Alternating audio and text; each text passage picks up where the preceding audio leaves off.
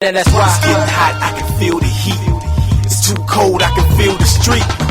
I'm just trying to make it through the day, not in my head trying to feel the beat. I'm trying to feel the beat. I'm trying to feel, just wanna feel. I'm trying to feel the beat. You gotta feel the beat. I'm trying to feel the beat. I just wanna feel the beat. I'm trying to feel the beat.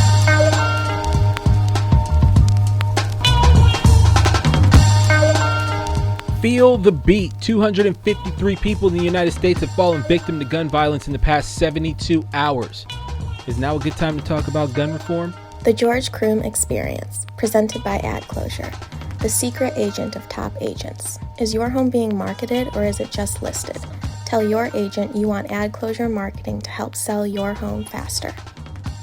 All right, welcome everybody to the George Croom Experience. My name is George Croom, and I'll be ushering you through the next 20 minutes or so of your life. This show is all about sports, real estate, love, be more, life, and I'm going to give you all of that as time goes on. So I'll be doing a weekend review on Facebook every week on Saturdays. You can check that out. My @name is @GeorgeCroom on Facebook, also @GeorgeCroom on Instagram. I'll also be doing a weekend review there on Sundays, so you can catch highlights of the show so you don't have to watch the whole thing if you don't want to, and that's fine. I don't need you to watch the whole thing. I just need you to watch it. If you love me, great. If you hate me, even better. If you're not indifferent to me, we're all still winning, and that's what I'm looking for. So you can check those out there, and I'll section some pieces out. If you're into the sports part, if you're into the real estate part, you'll get little pieces of that here and there. You can check out my different content networks on Facebook, Instagram, and here on YouTube. I'll be giving you some of those pieces. So first, let's pay some bills real quick. The George Croom Experience is presented by Ad Closure, the secret agent of top agents. Talk to your agent about adding Ad Closure marketing and sell your home quicker. Look, if you're not using video to sell your home, if your agent isn't using video to sell your home, if they're not marketing on social media, then you, them, everybody is losing. Do you live your life in snapshots? Because that's what people are selling homes like. They're selling it in snapshots. If you're not living your life in a snapshot, if your life looks more like a movie on a day-to-day basis, that's how you should be selling your home. That's how your home's going to stand out. Find a company like Ad Closure. Ad Closure is in the DMV area. I use them. They're fantastic, and they'll help you sell your home quicker, even in this down market. So let's go right into it. International and intergalactic woman of mystery, D. Kep, start us up. Did the Cowboys blow it, or did the Green Bay Packers finally show that they're ready to compete? Let's be clear. The Cowboys flat out blew it. You play to win the game. You don't play to just play it. I mean, that's all I said to it. The Cowboys blew it. So Dak had 3 touchdowns. He had 2 interceptions. And over the past week, I've heard these things of people saying, oh, well, Cooper Rush should come back in. Cooper Rush could win the big games. Cooper Rush couldn't beat the Eagles. Got it. Eagles were a great team. But if we're talking about Dak can't win big games, this is not a Tony Romo situation where his career was on the decline. Tony Romo had been hurt multiple times. Dak came in, took his job. This is not that. Cowboys fans have been conditioned to change quarterbacks on a whim. This is not that situation, and Cooper Rush is not that quarterback. So let's be clear. If you want to replace a person like Dak Prescott, you got to come a little bit better than Cooper Rush, because he is not the answer to all of our problems. There's a lot more problems in Dallas other than Dak Prescott, and Dak Prescott, in my opinion, is not a problem. Let's talk about the fact that we have a running back who can't stay healthy in Elliott. Let's talk about the fact that we traded away one of the greatest receivers that we had, one of the greatest receivers of this generation, and now we really only have CeeDee Lamb there to carry the shovel. I mean, those are all things that factor into the fact that Dak is having a few struggles on a random Sunday playing against the Green Bay Packers and Aaron Rodgers. So let's not jump off the horse here and act like Dak has an issue. Dak doesn't have an issue. Dak is fine. Dak is my quarterback. I'm not going to cry. I'm not TOing you right now. So I also want to talk about Aaron Rodgers. So I was watching that game, and I was a little bit confused by the fact that through 40 minutes of football, Aaron Rodgers only had 10 pass attempts. 10. Aaron Rodgers, that bad man, Aaron Rodgers only had 10 pass attempts.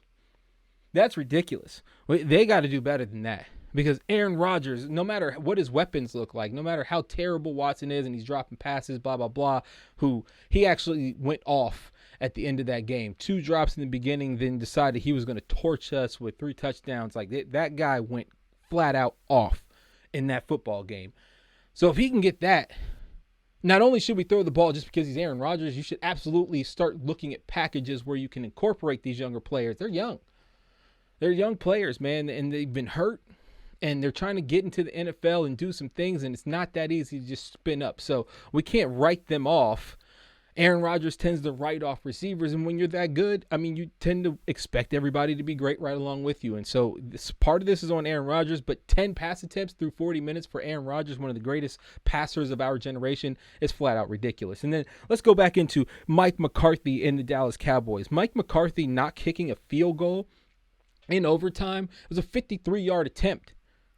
Why wouldn't you kick a field goal in that situation? And then we have Brett Maher, who's our kicker. He comes out and says, I think he made the right decision. We went for the win. You're a kicker, dude. The reason you didn't want him to kick the football is because you didn't want to kick it. It's a 53-yard attempt. The right move in that situation is not to go for it. It's overtime. It's to kick the football. Kick a field goal. You needed to put points on the board. How many did we lose by? 3. That means if we had kicked the field goal, the game continues after they kick their field goal. But it doesn't. We fail on 4th down. They come down. They kick a field goal. Game's over. And Brett Maher says, I think it was the right move to keep me on the sideline. That means you're not a competitor. I don't know any competitors that would say, thank you for keeping me on the sideline during that moment. I couldn't have won the game for you. Sorry, I'm struggling to respect our kicker at this point. And Mike McCarthy is who we thought he was. I'm sure that Aaron Rodgers wasn't looking at that performance on Sunday saying, man, I wish I had that guy back.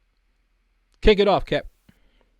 Britney Griner has been detained in a Russian prison for 272 days. What star male would still be there? All right, so Britney Griner has been detained in a Russian prison for 272 days. Tell me what male athlete would be detained after that time? What male athlete? I don't care whether it's MLB, whether it's the NBA, NFL, whether it's Major League Soccer. Male athlete would have been home, especially if he's a number 1 pick and important to the league at this point. Let's go through the timeline a little bit. So Russia invaded Ukraine on February 24, 7 days after Griner's detainment. On March 23rd, Griner met with U.S. State Department officials while she was locked up. On March 30th, WNBA players finally broke their silence on the matter and spoke out on Griner's detainment. And they did that because I believe that they didn't think at that point, and Sherelle, Britney Griner's wife, finally said, you know what, I don't believe that everything is being done to get her home. You're allowed to speak on it at this point. So they opened the floodgates at that point. It took until May 3rd for the U.S. government to finally declare Griner as being wrongfully detained. Almost 3 months later. And then on May 17th, Adam Silver says that the NBA is working to secure Griner's return. And that's where the story gets a little iffy for me because I'm struggling with that because I truly believe that any male athlete at that point would have been home. If the WNBA is working on it, if the NBA is working on it, they'll be home. Kwame Brown would have been home after that long. Kwame Brown would definitely be home after 272 days. And in many people's eyes, he's a bum. Top pick, bum. Britney Griner, is a top pick and a stud. Not home. Also female. To me, that's where the story is right now. But let's keep going. So the next month, on June 20th, Griner's wife says she had zero faith in the U.S. government's willingness or ability to bring her wife home. And that was after repeated calls went into the U.S. embassy there in Moscow. And Britney Griner was calling from prison to talk to her wife on their anniversary, and nobody was there to answer the call, so she couldn't talk to her wife. So if you can't answer a call from a detainee that's a U.S. citizen locked up abroad in a foreign country who also happens to be a celebrity and a person that's the number 1 person in their sport, if you can't answer the phone call on a Saturday for that person to route it to their wife, how can we expect that you're working Monday, Tuesday, Wednesday, Thursday, Friday for that person? It's hard to believe, so I understand her wife's frustration at that point. Griner's trial begins on July 1st. On the 4th of July, Griner writes a letter asking President Biden in the U.S., please don't forget about me and the other detainees, the other people locked up for years and years in Russia who have just been left there, U.S. citizens who have just been left there. Only then does the president and vice president call Britney Griner's wife to discuss the matter with her. At that point, Sherelle played nice. You have to play nice. Talking to the U.S. government. If you want your wife back, you got to play a little bit nice. So she played nice, talked to the U.S. government nice, and then went out and said the right things. And then in August, Griner is sentenced to 9 years in a Russian prison, and that was August 4th. And then Griner's appeal of the sentence was rejected in October. I think that was October 25th that was rejected. It's believed that Putin didn't want to give President Biden a political win ahead of the midterms, but notwithstanding, I'm still saying to you that if any male athlete was in Russia, we would have done everything in our power to get that person back. The only catalyst here is that Britney Griner is a female. People don't see the money. People don't see the effort, the necessary effort that's in there to bring her back. This isn't a moment where I'm saying that the U.S. doesn't care about women necessarily, but they're not showing an extra willingness to care about women. You wonder why we have women in Iran fighting for their freedoms, and the U.S. has stayed basically mum about that. Well, I mean, we got an American citizen who happens to be a woman, who happens to be a star athlete in America, locked up abroad for something that in the U.S. only locks you up for a year, and she's there for 9 years, and she hasn't come home yet. Well, I mean, now you understand why we're mum on all the atrocities that happen to women around the world, especially in a year like this one when we start taking away women's rights.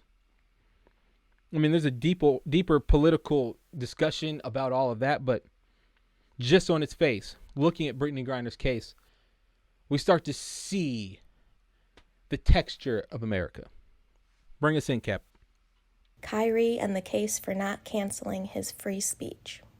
So Kyrie Irving is an interesting case. So whether you believe that Kyrie Irving is a good dude or not or whatever, I'm telling you right now that Kyrie Irving, the problem with Kyrie Irving isn't necessarily Kyrie Irving in this instance.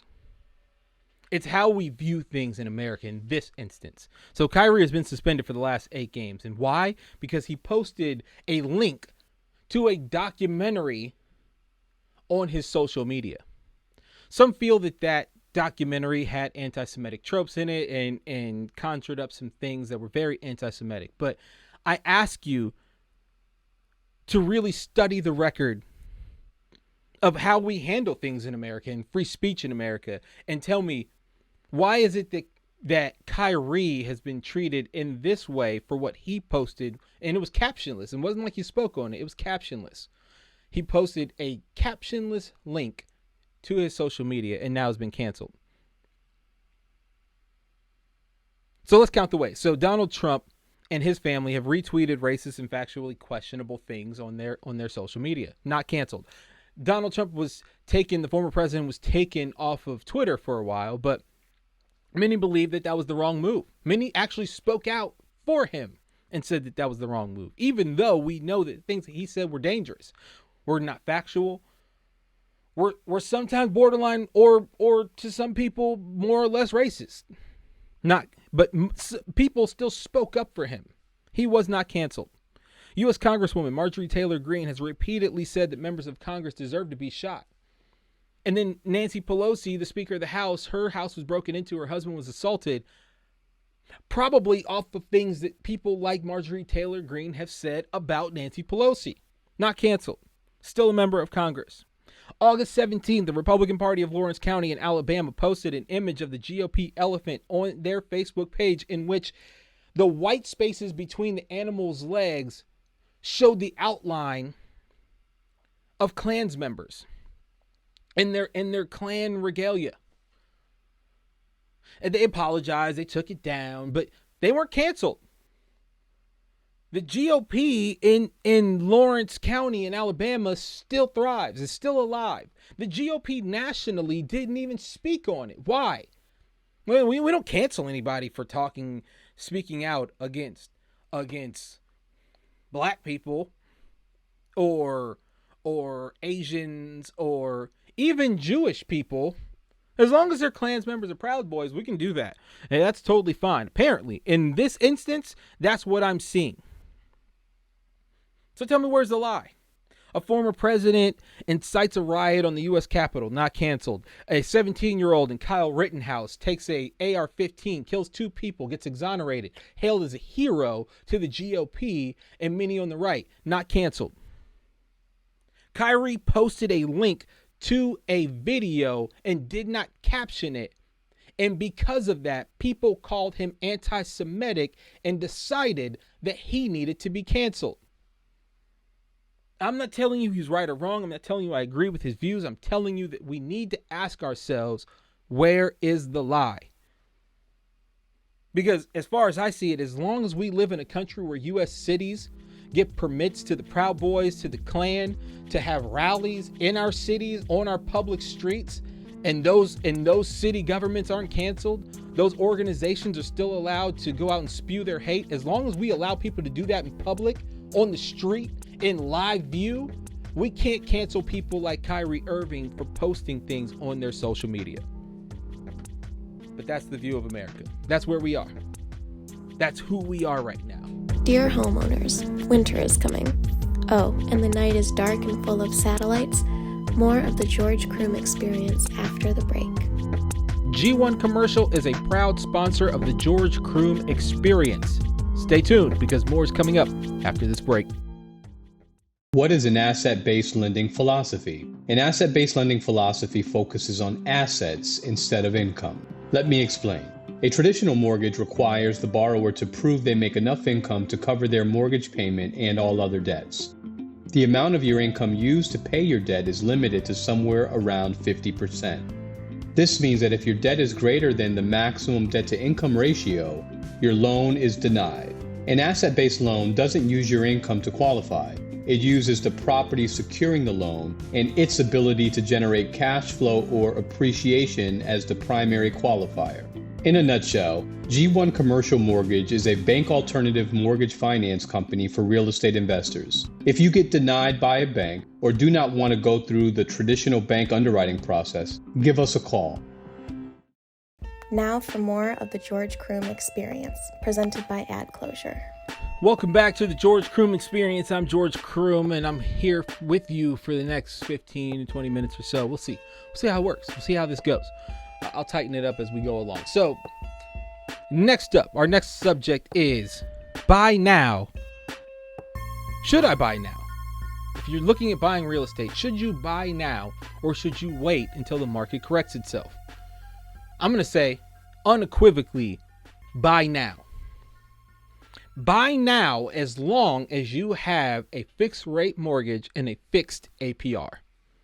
Why? Well, the rich are buying right now. Because even though interest rates are 7%, home prices are down. Investment property prices are down. The reason being is because when the market contracts, people who have their homes and their investment properties on the market are looking to sell, and they don't know when that sale is going to come. So people who are looking to get into real estate, whether it's having their own home or looking to get another investment or a first investment property, can absolutely win in this time. But you'll get analysts who tell you, oh, don't buy. Who are you working for? I'm going to ask, who are you working for? Because anybody who is in business, anybody who works for themselves, any entrepreneur will tell you that when down markets happen, that's when you should expand, not contract. But everybody wants to tell you to contract.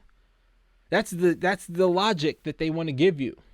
While when they sit down with their friends, all the analysts sit down with their friends, their rich friends, by the way, sit down with their rich friends and they talk about markets and other things. They're not telling each other to contract, telling each other to expand. They're looking for ways to grow during down markets. When COVID-19 happened and the market contracted, I kept telling everybody, buy stocks, buy more stocks right now. These are the things you should buy. And everybody's like, oh, the market is crashing. We shouldn't do it. Analysts on TV telling people the stock market isn't a good investment. The stock market always bounces back. 10 to 12% every single year return, no matter where we are. Why would you not invest in that? I invested in it. And I'm telling you, we're in a better place, me and my family, because of it. We bought more when the market went down during COVID-19, and that's what you should be doing right now with the housing market. If you are not in real estate, or if you want to get into real estate, you need to be buying real estate now if you can afford it. If you can afford it, do it. At 7%, that's high. That's ridiculous. That's a ridiculous interest rate. It's ridiculous for APRs to be 6 to 7% right now, and that's where they are. But the market's going to correct itself. And when it goes back down to 5, 4, 3, hopefully in another 2 or 3 years, and you're able to refinance, you're going to be so happy you bought when you could buy a home for cheaper, and you're going to feel rich, because I promise you, if you're paying 7% now and you can slash that in half in 2 or 3 years, you're going to feel like you got a steal. And everybody who didn't buy is going to be wishing that they bought, because they're going to be fighting with a crowded market and inflated prices at that point. Just take my advice on that. Bring us in, Kep. Is your home ready for winter? All right, so first and foremost, I'm going to upgrade you right now on your home and winterizing your home. So most people don't think about winterizing their home. I live there. Why would I winterize my home? Because it is winter. It's not summer. So just like you bundle up during the winter months and then you take everything off during the summer, your home has taken everything off during the summer and it's chilling. And now it's starting to get cold.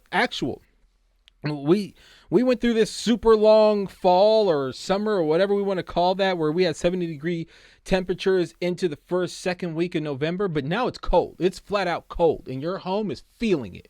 So you need to winterize your home. So let me give you some insight on what you should do. So there's a few things. I'm just going to give you 3. There's a lot of different things you can do. I'm just going to give you 3 right here today. Give you 3. First, clean your gutters. So the one major thing that cleaning your gutters does is it allows your gutters to breathe. It allows your gutters to perform their function, which is drainage. Keeps some of that ice and snow when it starts to ice and snow in your area. It keeps it out of the areas of your gutters, doesn't pull them away from the house, which damages your house. It also ensures that when ice and snow melt, that it doesn't seep back into your home through leaky roofs or whatever, or through the cracks and crevices that are in between your gutters, because it's properly transferring that water, that extra moisture through the gutters that are clean now out into the street or the yard or wherever your gutters drain out into. But what you don't want is a gutter that is not clean. Now, with that said, if you're going to step up on a ladder, make sure that you have somebody out there with you, A, to hold the ladder, B, make sure that you understand what you're doing before you go up there and you have some proper equipment, which means extenders and extra long hoses and all of those things. Don't tell anybody after you fall off of a ladder that George Croom told you to get up on a ladder and do it by yourself with nobody at home and you got hurt. I'm telling you right now, not liable for you not doing what you needed to do to be safe. Be safe when you do it, but clean your gutters. So the second thing, reverse your ceiling fans. Simply turning your ceiling fans to go the other way. So we're so used to having our ceiling fans blow down on us, but heat rises. And this is something my wife, she's going to laugh when she sees this section, because she always tells me this, and I don't do it. In my son's room, we have reversed the ceiling fans because it pulls all of that heat up easier to the top, but then it circulates it around the room, as opposed to compressing all of that heat down to the ground, where it stays 1 to 3 feet off the ground floor of any room that the ceiling fan is blowing in. If you reverse it, it now circulates it. It hits the ceiling and it disperses throughout the room, creates more heat. Sounds counterintuitive, but it actually works. Reverse your ceiling fan. So the third thing, get a tune-up for your home systems. So HVAC especially, have a certified specialist come to your home and it's called a tune-up. It's just like your car, where they go and they fix the spark plugs and all of that stuff. They kick the tires and all of those things. Have somebody come that knows what they're doing. Come and tune up your system. Tuning up your system will make an old system that has been old work that much better. If you got a 20-year-old HVAC system, a heater, a heat pump in your house, it's 20 years old, it will last you another 5 to 10 years if you start having somebody come over and tuning it up. Might cost you $200 or $300, but I promise you, it's a lot better than having to replace it this year or next year because you didn't have it tuned up. Get somebody to come to your home, tune up your HVAC systems. I promise you it'll last longer and it'll make you happier in the end. Got it? Winterize your home. After this break, we're going to be talking about What happens with Kanye, weed, and Elon Musk? Sounds like a party. It's the George Croom Experience. Coming right back.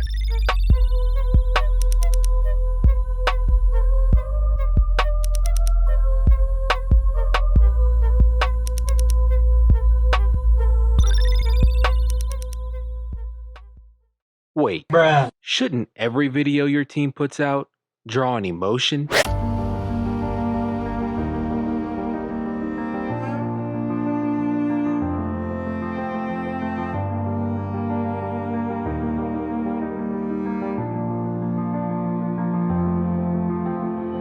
Take the viewer on a journey.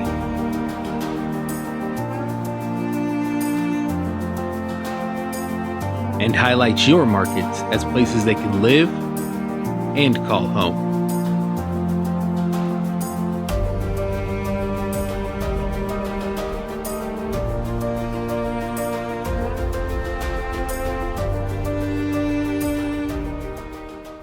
Are you a real estate investor? Were you denied for a loan or looking for something other than the traditional bank underwriting process? Contact G1 Commercial today at 443-944-6103. Now for more of the George Croom Experience, presented by Ad Closure. G1 Commercial is a proud sponsor of the George Croom Experience. If you are a real estate investor, contact G1 Commercial today at 443-944-6103 and get your loan life together. All right, we're going to hit this last section quick and dirty. We're going to start off with Kanye West. And the reason I feel like talking about this is because I believe that we've become so woke as a society that we are asleep. Kanye West is suffering a mental health emergency. So if we want to tell ourselves that we care about mental health, we have to recognize when a person is having a mental health break. Kanye West has been documented as having bipolar disorder, among some other things. There are some that say he might be a little bit schizophrenic. I haven't heard that that's actually a diagnosed thing for him, but I do know he's being diagnosed as bipolar. And he's also still, by most reports, never dealt with the death of his mother. So you have a guy who goes out and he says clearly, and this is going back to Kyrie, I'm not telling you that these people are right or wrong or whatever or indifferent. I'm just telling you that sometimes the conversation that we have is a little nuanced. We need to have a nuanced conversation about the things that we see. One of the things I see with Kanye West is that Kanye West is a guy who's going through something that people aren't recognizing as a mental health emergency. Why would I say that? Because Kanye West, in the span of 2 to 3 minutes on an interview on a show that is a good show. I'm not going to tell you that the show's not good that he was on, but I'm going to tell you that for what Kanye lost on that show, the show is a throwaway. But in that 2 to 3 minutes on this show that is based off of what he lost, a throwaway, Kanye West threw away $1.5 billion. I'm going to tell you right now, you can call Kanye West a narcissist. You can call him whatever you want to. Sure, being a narcissist is a diagnosable disorder, and we can say that being a narcissist is something that is also a mental health illness. Great, got it. But I'm telling you, I know a lot of narcissists who aren't going to throw away $1.5 billion. But Kanye West, with what he said about Jews in the course of 2 to 3 minutes, threw away $1.5 billion when he dared Adidas to drop him. So we have to stop ourselves and ask, is this person going through something more than what meets the eye? He said something about Shaq, and Shaq responded, and good on Shaq. Like, you should speak up for yourself. But empathy is another thing. And when we're empathetic enough to stop and say, hey, what's going on here? And the only reason I'm saying this, I'm not saying this because he's Kanye West. I'm saying because he's Kanye West, if we can't recognize that Kanye West is going through a mental health emergency, how do we recognize a soldier who's been to Afghanistan and Iraq 2 to 3 times and he comes home and wants to kill himself? How do we recognize that person? How do we recognize the kid who sits in his room all day and watches YouTube videos and surfs the dark web and decides he's going to go shoot up the school? How do we recognize a kid who's being bullied on the internet and wants to go home and hang themselves? How do we recognize these people? If we can't recognize celebrities who we sit there and over digest over and over and over again, we can't recognize the people who are unrecognizable because they're not famous. So I'm asking you to show some empathy and recognize that Kanye West is going through a mental health emergency only inside of the context of, if we can't recognize Kanye West, we can't see the people who are around us who truly need help. Bring us to the next section, DCAP. Every year, more states like Maryland are legalizing recreational use of marijuana. How long will it take for people incarcerated on marijuana-related charges to have their records expunged? So now 21 states have legalized recreational marijuana usage. 39 states have legalized medicinal usage. Maryland is one of the most recent states to do it. As of July 2023, you'll be able to carry up to 1.5 ounces of marijuana on your person, and that is legal. If you have any more than that, you're going to jail. If you have any more than that, you're probably going to get a fine. But 1.5 ounces, and honestly, I can't be mad at that. 1.5 ounces, if you have more than 1.5 ounces of weed on your person at one time, you're not smoking that. You can't smoke 1.5 ounces at a time. You should not carry that on your person. Now, granted, you might want to buy in bulk. You might want to buy 10 ounces. Go straight home, please. If you live in Maryland and you decide that once July 2023 happens and you want 10 ounces of marijuana because you don't want to have to go back to your favorite dispensary to get some marijuana, make sure you go straight home. And then break out a bag and a scale and measure out 1.5 ounces if you just so happen to need that as you walk around. You don't need more than 1.5 ounces. Snoop Dogg doesn't need that much, and he's told us as much over the last week. So, in Maryland, a bill was also passed in the spring that included a provision to automatically expunge all cases which the possession of cannabis was the only charge. The provision also allows individuals incarcerated for cannabis possession to petition for some resentencing. And that's amazing, because that's my main question. When do we start to expunge the records of those people who are in prison for marijuana usage as states start to make it legal? And then we also have to think to ourselves, we're legalizing the recreational use. Even if a person does have 10 ounces in their pocket, should we be sentencing people to years in prison? That should be a slap on the wrist. I mean, hell, you can drive 100 miles per hour and not go to prison. They'll slap you on the wrist. The police officer might actually take your keys, say, have somebody pick you up. I'm writing you a ticket for reckless ops. But you're not going to prison. Now, I would say that's more dangerous than a person who just has a habit. So we need to start expunging the records of people who have marijuana-related charges. If you got cocaine and all that other stuff, I will work on that later. But for right now, marijuana usage should not be the thing that puts you in prison for 2, 3, 4, 5, 10 years. Shouldn't be. Not in America. Not in an America that is now starting to legalize recreational use of marijuana. Let's go, DCAP. Unpainted satellites and social media takeovers. The curious case of Elon Musk. So Elon Musk with his satellites and social networks. So over the last couple of months, Elon has been in a fight with Twitter because he decided to purchase Twitter, then said Twitter wasn't worth him purchasing. Then he purchased it and decided to purge all of the departments that do checks and balances to keep people like the former president, Donald Trump, off the network for saying dangerous and untrue things. He fired the whole staff for those sorts of things. And he's also said things like he's going to get rid of Twitter altogether, which I highly doubt you're going to pay billions and then get rid of it. But he's worth a lot of money. He might. He could absolutely get rid of Twitter. And good riddance. Just don't get rid of Facebook and Instagram, because that's where I'm advertising this show. But I will say that if he does get rid of a network like Twitter, it does take away some of your freedom of speech. It goes back to the whole Kyrie thing. In this show, I'm talking about freedom of speech for the main reason of we've got people who want to control that speech. Speech should not be controlled. Just like I shouldn't have to look up in the sky and see a constellation of Elon Musk satellites like I did. So I was at military a couple weeks ago, and I'm in the National Guard. I was on military duty, standing outside talking to my wife after a long day. And I was like, I just saw a bunch of satellites, like 30 to 40 satellites fly across the sky. It was either that or it was UFOs. I go to do some internet research and I realize that it's Elon Musk's whole satellite constellation. And they just fly in succession across the sky. It was literally about 30 or 40 satellites I saw in succession. It was a lot.